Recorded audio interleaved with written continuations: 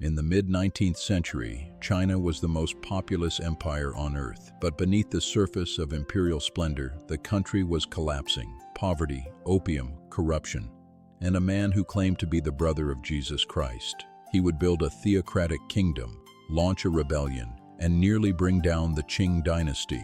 The result?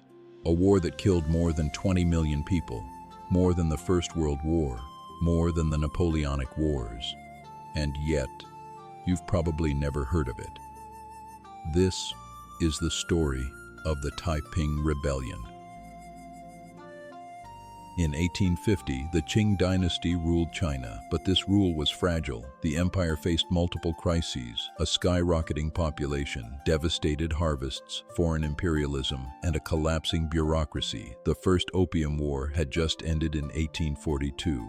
The British forced China into humiliating treaties, seizing Hong Kong and flooding the country with narcotics. Corruption ran deep, and the imperial examination system, a path for poor men to rise through merit, had become rigid and broken.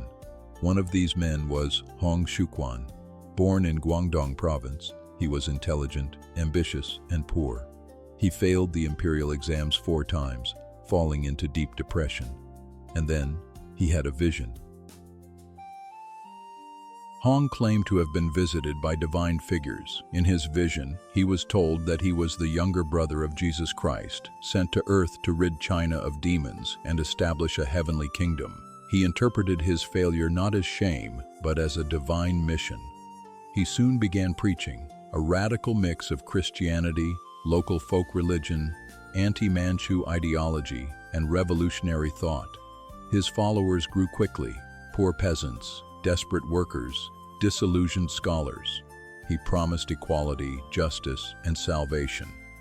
By 1851, Hong declared open rebellion. He founded the Heavenly Kingdom of Great Peace, the Taiping Tianguo.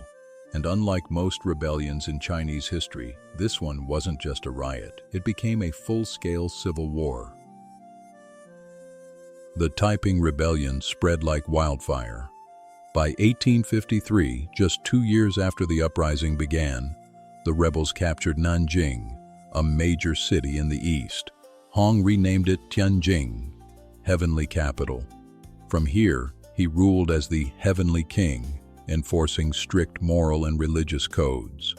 No opium, no gambling, no alcohol. Women and men separated, all property shared, all laws based on his interpretation of the Bible.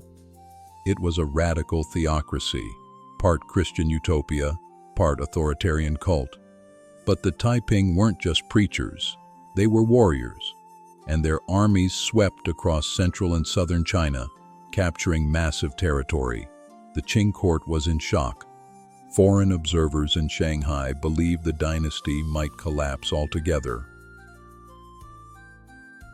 But Hong Xiuquan's regime was far from stable. Behind the scenes, his generals fought bitterly for power.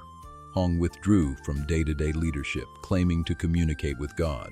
He focused on ritual and religious purity, while civil war raged around him. One of his top commanders, Yang Xiuqing, was assassinated, sparking bloody purges inside the movement. The Heavenly Kingdom was crumbling from within. Meanwhile, Qing forces regrouped. They raised regional armies like the Xiang Army under loyalist generals such as Zheng Guofan. These weren't imperial soldiers. They were local militias, funded by landlords, fighting for survival. By the late 1850s, foreign powers like Britain and France, concerned with trade and order, began siding with the Qing.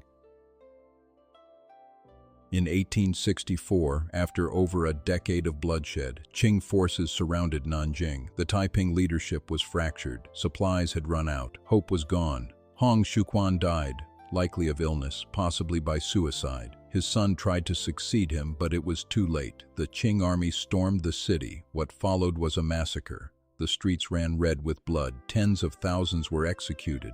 The heavenly capital was reduced to rubble. The rebellion was over. But the scars it left would last for generations. The final death toll.